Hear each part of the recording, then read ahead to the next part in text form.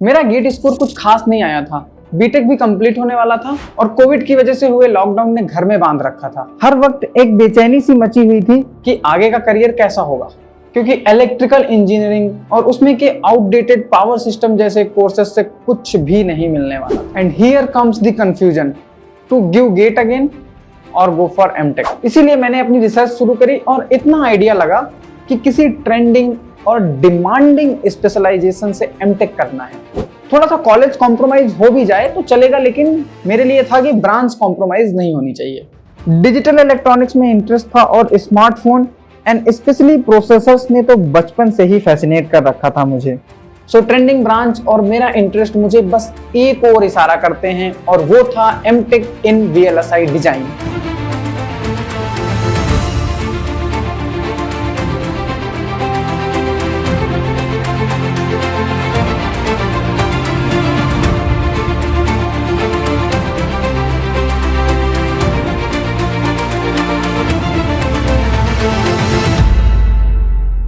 कहानी शुरू होती है आईआईटीज में अप्लाई करने से।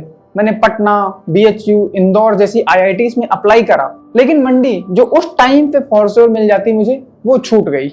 आईआईटी बीएचयू से पावर सिस्टम मिलती और वो मंजूर ना थी। फाइनली मेरा जो विजन बना था कि मैं वीएलएसआई से एमटेक करूंगा, उसको कोप की काउंसलिंग ने कंप्लीटली तोड़ के रख दिया। लेकिन सीसीएमटी यानी कि एनआईटीज की जो काउंसलिंग होती है वो अभी भी बाकी थी और वहां पे मैं भारी मन से अप्लाई करता हूं कि शायद टॉप 3 एनआईटीज में से किसी एक एनआईटी का वीएलएसआई मुझे मिल जाए। एनआईटी इलाहाबाद जो है वो इलेक्ट्रिकल स्टूडेंट्स को वीएलएसआई अलाउ नहीं करती है, तो मैंने उसकी पावर इलेक्ट्रॉनिक्स वाली जो ब्रांच है वो प्रेफरेंस ऑर्डर में डाल दी थी और पहले ही राउंड में मुझे एनआईटी इलाहाबाद का पावर इलेक्ट्रॉनिक्स एंड ड्राइव्स का ऑफर मिला। लेकिन ये ऑफर 3 राउंड तक आगे नहीं बढ़ा और वीएलएसआई मिलने का सपना धीमे धीमे टूट रहा था, क्योंकि 3 राउंड्स निकल चुके थे and my seat was stuck at NIT for MTech in PE. Finally मैं स्पॉट राउंड में जाने का डिसाइड करता हूं और मुझे अच्छे से याद है कि रिजल्ट तो दिन के 10-11 बजे के टाइम आना था, लेकिन सीसीएमटी उसे डिले करती है और कहानी रात तक पहुंच जाती है। सो फाइनली रात के 10-11 बजे के टाइम पे रिजल्ट अनाउंस होता है और मैं डरते डरते सीसीएमटी की साइट पे अपना रजिस्ट्रेशन नंबर और पासवर्ड डाल के लॉगिन करता हूँ। एंड जैसे ही वो स्क्रीन सामने खुल के आती है, it was just a relief after months of self doubt. Finally जो आंखों के सामने जो ऑफर था वो था MTech in VLSI design and embedded system from NIT Rourkela. और वहां से शुरुआत होती है एक नए मंजिल को पाने की, जिसका रास्ता मेरे बीटेक इलेक्ट्रिकल से काफी अलग होने वाला था और मैं ये चैलेंज लेने को कंप्लीटली रेडी था, जहां पे मुझे कोई भी पुरानी गलती रिपीट नहीं करनी थी। स्टार्ट से लेके प्लेसमेंट हो जाने तक सब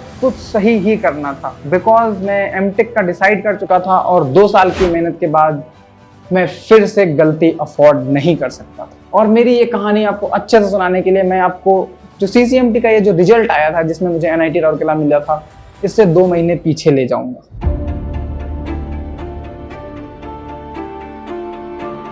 वक्त था जून 2020 का और कोप की काउंसलिंग मुझे ऑलरेडी निराश कर चुकी थी।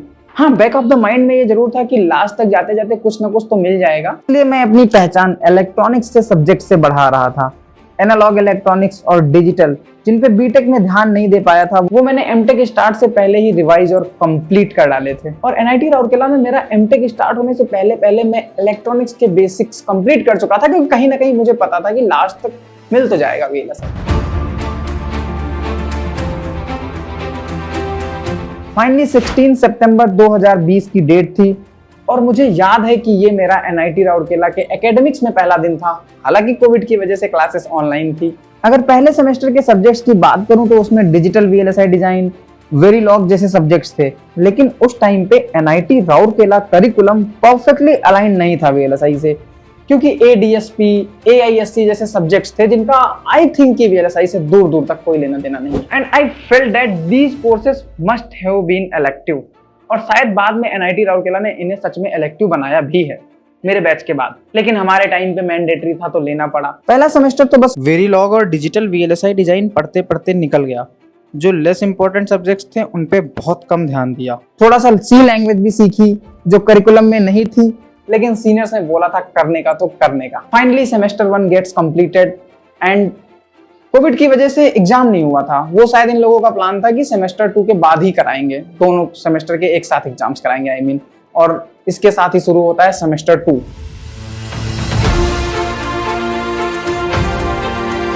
और इसमें testing and verification aspects, physical design, embedded computing systems, mix signal VLSI, low power VLSI, एसिक design lab, spice lab जैसे इंपॉर्टेंट कोर्सेज एंड लैब्स थी। And those were quite interesting subjects. जो कॉलेज के टीचर से समझ में आ रहा था वो मैं वहां से पढ़ ले रहा था, और जो कोर्सेज एनआईटी के टीचर्स नहीं समझा पा रहे थे उनको मैं एनपीटीईएल से सीख ले रहा था। क्योंकि मुझे अच्छे से याद है कि MTech first and second semester में 6 से 7 आवर्स की कंसिस्टेंट स्टडी करी थी मैंने, नोट्स बनाए थे other than regular online classes. So these were my first 2 semesters and अगर रिजल्ट की बात करूं तो ठीक ठाक आ गया था, और जो कि आपको स्क्रीन पे दिख जाएगा।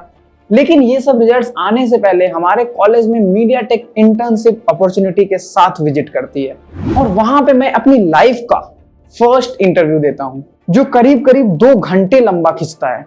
और इस कहानी को मैं यहीं पे रोकता हूँ। एमटेक में शुरू के 2 सेमेस्टर्स मैंने 8 महीने की जो कहानी है करीब करीब मैं आपको बता चुका हूँ। तो अगर मोटिवेटिंग लगी हो तो इसे अपने दोस्तों से शेयर करना, और बची हुई कहानी जो बाकी के 2 सेमेस्टर्स हैं जिसमें मीडियाटेक की इंटर्नशिप और एनआईटी राउरकेला का फाइनल ईयर जिसमें थीसिस सबमिट करना होता है, वो कैसे मेरी लाइफ को एक्सट्रीम चैलेंजिंग बना देते हैं, वो मैं आपको जल्द सुनाऊंगा।